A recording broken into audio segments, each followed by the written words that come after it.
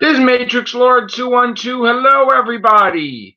Matrixlord212 live. Hello. All right. So, doing this live stream until my people get home, and then we can do the everything show. But I did want to talk about box office numbers because I've been looking at them constantly with Avengers Endgame. Now, the numbers came in today. I think it was about 3:30, 4 o'clock for May 2nd. So, in other words, we're in May 3rd. We're not going to have May 3rd's numbers until tomorrow. So, it's always a day behind because you can't have it that fast because people still go in the movies till midnight or whatever. So, Avengers Endgame domestically as of May 2nd is 473,894,638.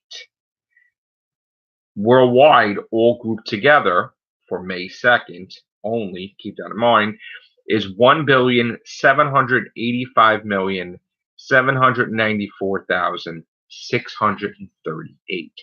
So, what does this mean? Well, we have basically Friday, which is today's numbers, Saturday and Sunday. Now, if you look at because I constantly use Box Office Mojo for my numbers, but then again, once in a while, I use other things. But what I figured was, I honestly think that it's going to do 2 billion by Sunday, but the least it could possibly do is a little under that. I really feel because if you look at the numbers every day, let's just say it did half what it did last week, right? So we got for Friday, we got about 157 million, right? So say it did 78 million, right? Then you got Saturday. Saturday did 109 million, okay? So you do half of that, right? Which is what, 54 million? And then Sunday, which you had 90, so you have 45 million right there. That's a lot of money. But I honestly think that we're going to have this movie crush Avatar totally. I think that it's not even a question. It's definitely going to beat Avatar, but you got to keep in mind too that I feel in less than 3 weeks, Avatar is getting crushed. It's still going to have staying power. It's still going to. It's not going to leave the theaters for a while, and I'm talking a while. I mean, Avatar was in the theaters for 7 months, right? So just imagine if Avengers Endgame stays in the theaters for 7 months, and imagine that even if it's not number one, it is going to crush.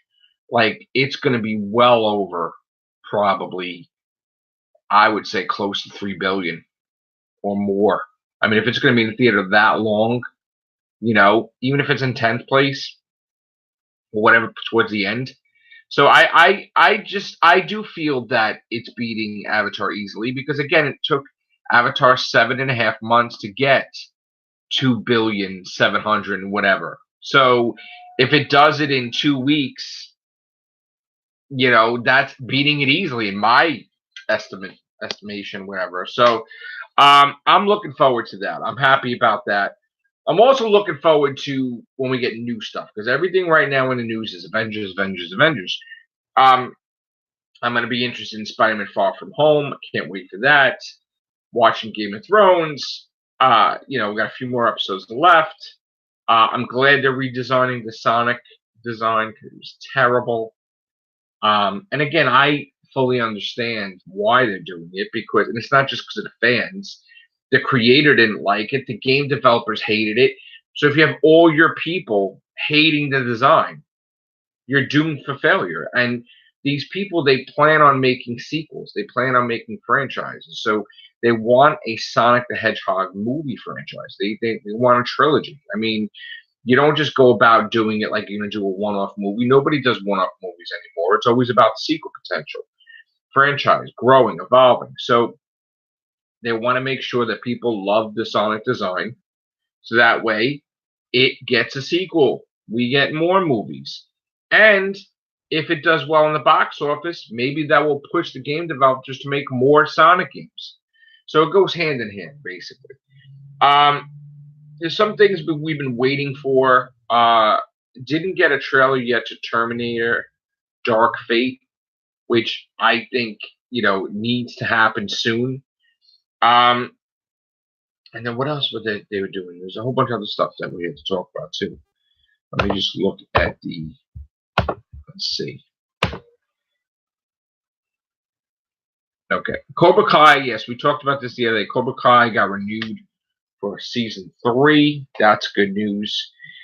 We had talked also yesterday about CBS pumping $8 billion into CBS All Access, which I think they should, because what did you have? Netflix pay for Discovery for season 1 and 2. So yeah, it's nice that you're paying for one season, but let's get some original programming. Picard they got, and they're talking about Section 31. But how about like stuff other than Star Trek for CBS?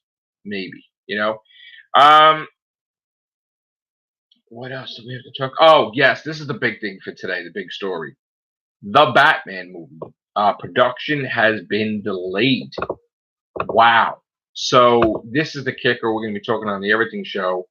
That whole schedule of when it's going to be filmed, when it's going to be edited, when it's going to come out is all shifted. They don't have an actor, and the script has problems.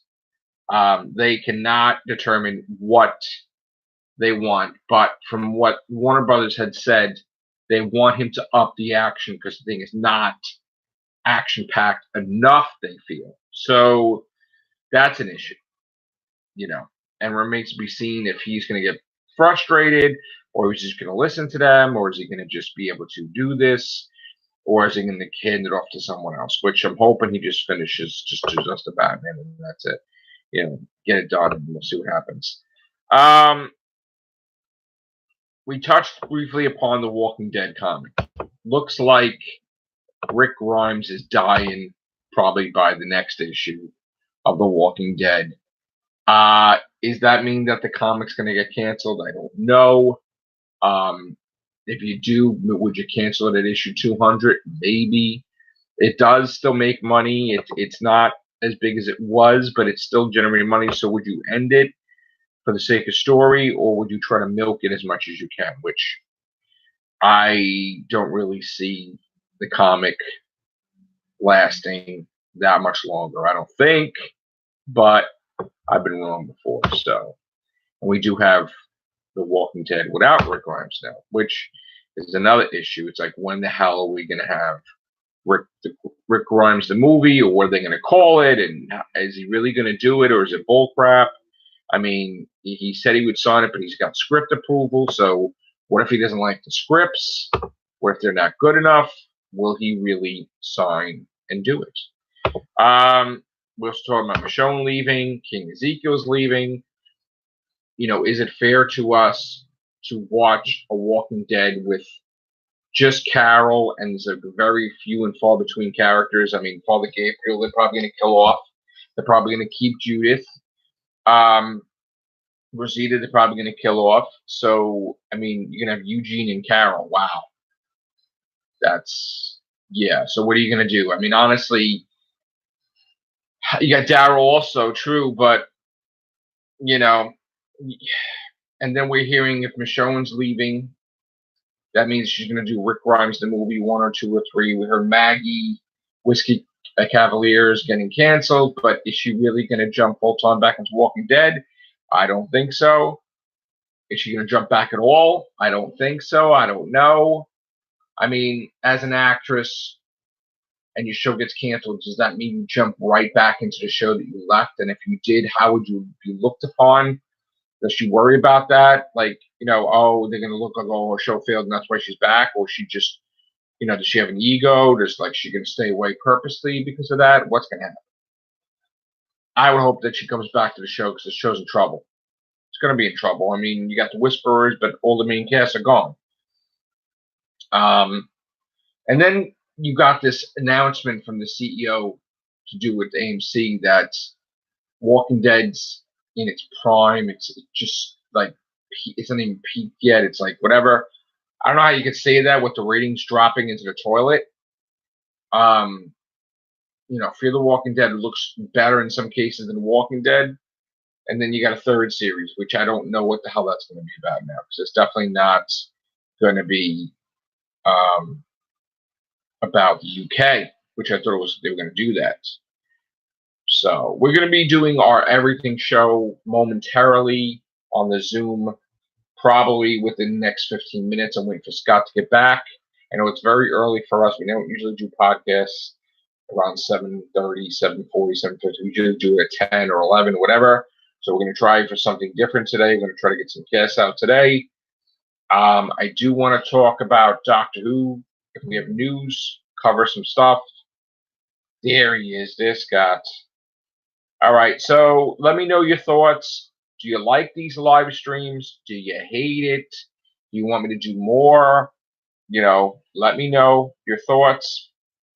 But right now we're going to get off, and I'm going to join Scott in the Everything Show. So have a great day, guys. Take care. Bye for now.